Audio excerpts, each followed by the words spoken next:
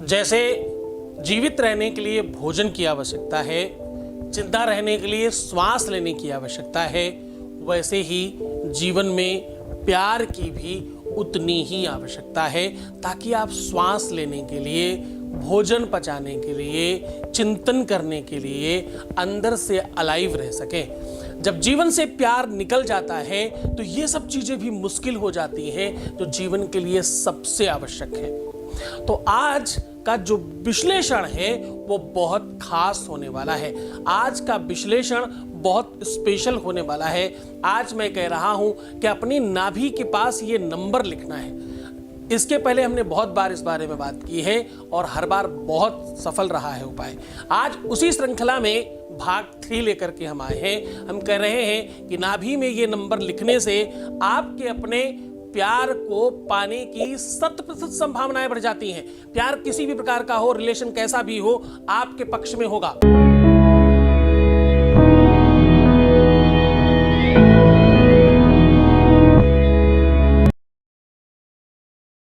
नमस्कार, मैं हूं आचार्य सतीश अवस्थी और आपका बहुत स्वागत करता हूं। आज मैं कह रहा हूं कि नाभि के पास ये नंबर लिखने से आपकी शादी बच सकती है। आज मैं कह रहा हूं नाभि के पास ये नंबर लिखने से आपका वैवाहिक जीवन सुखमय हो सकता है। आज मैं कह रहा हूं कि नाभि के पास ये नंबर लिखने से आपके अपने जीवन की सारी चीजें आपके पक्ष में हो सकती हैं। मैं कह रहा हूं कि नाभि के पास ये नंबर लिखने से आपका प्यार ही नहीं, आपका रिश्ता ही नहीं, आपका रिलेशन ही नहीं, आपकी पारिवारिक कलह मिट सकती है, द्वंद्व मिट सकता है।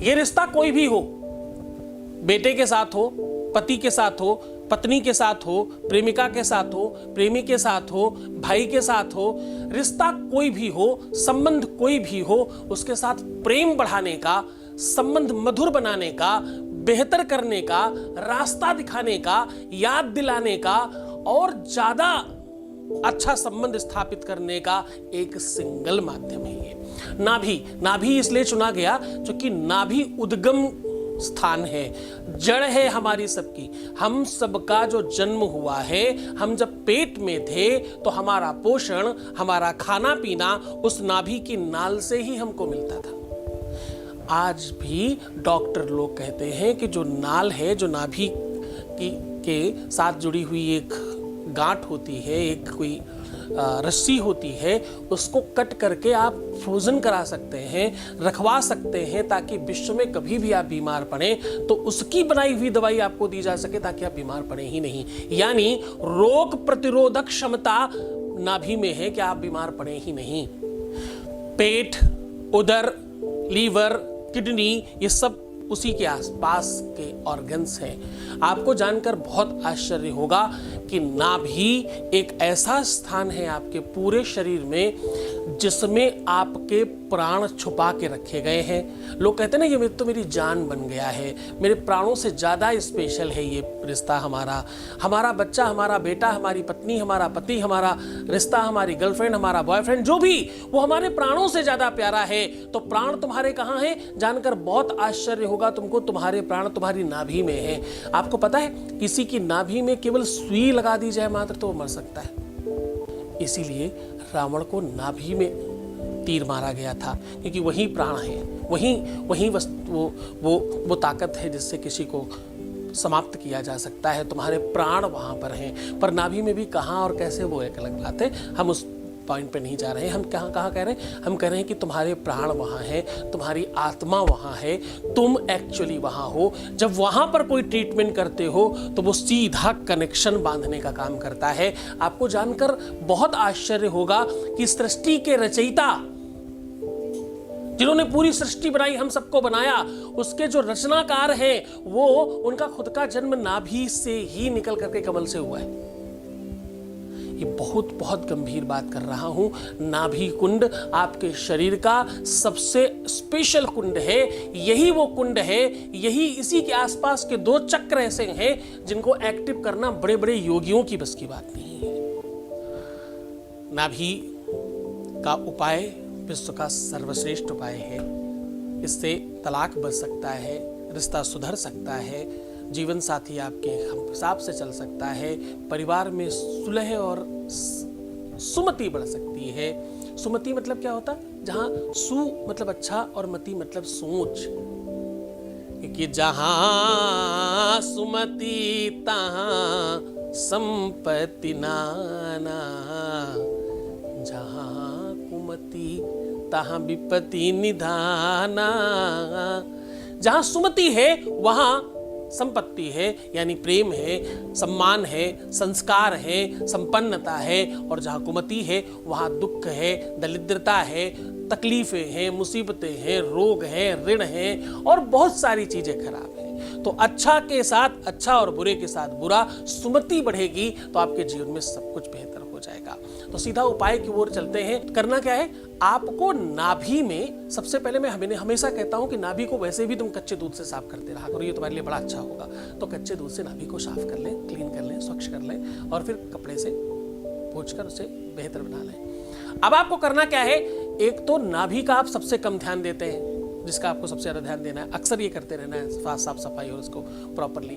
कच्चे दूध से इसलिए क्योंकि पवित्रता बढ़ती है, शुद्धता बढ़ती है, क्योंकि वो एक ऐसा पदार्थ है, उसमें कुछ तो ऐसा द्रव है, कोई तो ऐसा लिक्विड है जो इंटरनल प्रवेश कर जाता है, बाहर से अंदर की ओर भागता है वो। खैर, उसके बारे में फिर बात करेंगे। हम कह रहे हैं कि आज नाभि को पहले कच्चे दूध से साफ कर लें और उसके बाद थोड़ा सा अष्टगंध या हल्दी देसी घी में लेप करके उस नाभि के आसपास पूरा लेपन कर दें और अंदर तक लगा दें नाभि के। अब आपकी बारी बचती है वो नंबर लिखने की। तो नंबर लिखना है आपको इसमें 9 7 5, 9 7 5। अब आपको क्या करना है कि 9 को तो आपको नाभि का गोल बना लेना है, पहले भी बता चुका हूं, और बाकी की 2 लेटर जो है वो ऊपर की ओर यानी इधर, और लास्ट वाला लेटर नाभि के नीचे, ऐसे ही श्रृंखला में लिखना है। वो 9 बीचों बीच में होगा, उसके बाद का लेटर ऊपर होगा, उसके बाद का लेटर सबसे नीचे होगा। इस प्रकार से लिखना है। क्रम बिल्कुल इसी तरीके का रखिएगा, इससे आपको बहुत बहुत फर्क पड़ेगा। अब आपने ये लिख लिया, लिखने के बाद आप प्रयास करिए कि कुछ टाइम वो सूखने तक आप उस वाले अंग के ऊपर कपड़े ना डालें ताकि वो सूख जाए। इसलिए ये काम एकांत में करेंगे, रात्रि इत्यादि में करें। रात्रि में वैसे भी उपाय बड़ा कारगर हो जाता है, बहुत फल मिलने लगता है अगर आप रात्रि में कोई उपाय करें। सूख जाने दें। लिखेंगे काहे से, ये बड़ा प्रश्न है लोगों का। लिखने के लिए आप तुलसी की डंडी, पीपल की, पाकर की, आम की, नीम की इत्यादि की कोई भी लकड़ी ले सकते हैं। और लिखने की धातु में कोई भी शुद्ध वस्तु ले सकते हैं। चंदन, अष्टगंध, रोली, सिंदूर, हल्दी, जो भी आपको शुद्ध मिलता हो, जैसे टीका इत्यादि कर सकते हैं। चंदन घिस के किया जाए तो ये उपाय ज्यादा काम करता है। कहते हैं मलयागर चंदन का अपना अलग महत्व है, उसकी शैतल्यता और उसके अंदर जो गुण है, जो लक्षण है, वो बने हुए चंदन में पता नहीं क्या पड़ा, लेकिन लकड़ी को जब तुम घिसते हो तो वो चंदन ही मिलता है ना, क्योंकि वो तो बिल्कुल रियल है, आपके द्वारा सब कुछ हो रहा है, आपके सामने सब कुछ हो रहा है। उससे करेंगे तो ज्यादा बेनिफिट होगा। इस क्रम को कई बार भी किया जा सकता है। कायदे में तब तक करते रहना चाहिए कि इसमें कुछ लग नहीं रहा, कोई नुकसान नहीं, जब तक काम नहीं हो जाए। 99% संभावनाएं ये होती हैं कि पहली बार में ही काम होने की संभावना 100% बढ़ जाती है। तो आप इस उपाय को किसी भी आधार पर, किसी भी समय, किसी भी स्तर पर कर सकते हो। एकांत होना चाहिए। थोड़ी देर तक, जब तक वो सूख नहीं जाए तब तक कपड़े उसके ऊपर ना डालें नाभि के पास, तब तक उसे थोड़ा ओपन रहने दें। सूख जाने के बाद आप कोई दिक्कत नहीं, बाकी दिनचर्या आप अपनी होने दें। ये काम आप हफ्ते में मैक्सिमम 3 बार ही करिएगा, क्योंकि इसमें एनर्जी बहुत ज्यादा है। अगर काम डिले हो रहा है तो आप ये मत समझना कि उपाय काम नहीं कर रहा, ये समझना कि उपाय कहीं बहुत गहरे स्तर पर काम कर रहा है, बहुत बड़ी प्रॉब्लम है। तो हफ्ते में 3 बार से ज्यादा मत करना, क्योंकि इसमें एनर्जी इतनी ज्यादा है कि फिर वो प्रॉब्लम बढ़ सकती है। तो 3 बार मैक्स है, इससे ज्यादा मत करना, क्योंकि ये उपाय काम जरूर करेगा। तुम्हें जब कोई चीज दिखती नहीं है तो तुम्हें लगता काम नहीं कर रहा, ये सच नहीं है। त्रिभिर पक्षैर त्रिभिर मासैर त्रिभिर वर्षैर फलात्मकाः। 3 पक्ष में यानी 1.5 महीने में, या तो 3 महीने में, या तो 3 साल में भी काम होते हैं। तो भैया उपाय को करते समय बहुत श्रद्धा रखने की आवश्यकता होती है। तुम्हारी श्रद्धा की वजह से कभी कभी काम देर से होने वाले जल्दी हो जाते हैं। गुरु कृपा से कभी कभी कोई चीज तुम्हारी जल्दी होने की संभावनाएं बढ़ जाया करती हैं। तो पूरे मन से, पूरी श्रद्धा से, पूरे मन से उपाय करें। हम आपके साथ में हैं। पूरा विश्वसनीय तरीके से इस चीज को करने का प्रयत्न करिएगा। हम आपके साथ में हैं। एकदम निश्चिंत रहिए, तो मुस्कुराइए, सुंदर बनने की कोशिश करिए। हर आधे घंटे में आराम करके पानी पीजिए। अपना बहुत ख्याल रखिए। प्रीवियस लाइफ बताना, रोला रखना, परेशान होना, नेगेटिव होना, उल्टा सीधा सोचना, ये सब करने से आपके काम नहीं होने की संभावनाएं बढ़ जाती हैं। जिनके काम नहीं हो रहे हैं 2-4-5% लोग, वो शायद इसी वजह से नहीं हो रहे हैं। कृपया इस चीज को बंद कर दें। मैं हूं आपके साथ। छोड़कर जा रहा हूं तो मैं उन ख्यालों में, उन विचारों में जहां सिर्फ और सिर्फ प्रेम है। ओम नमः शिवाय।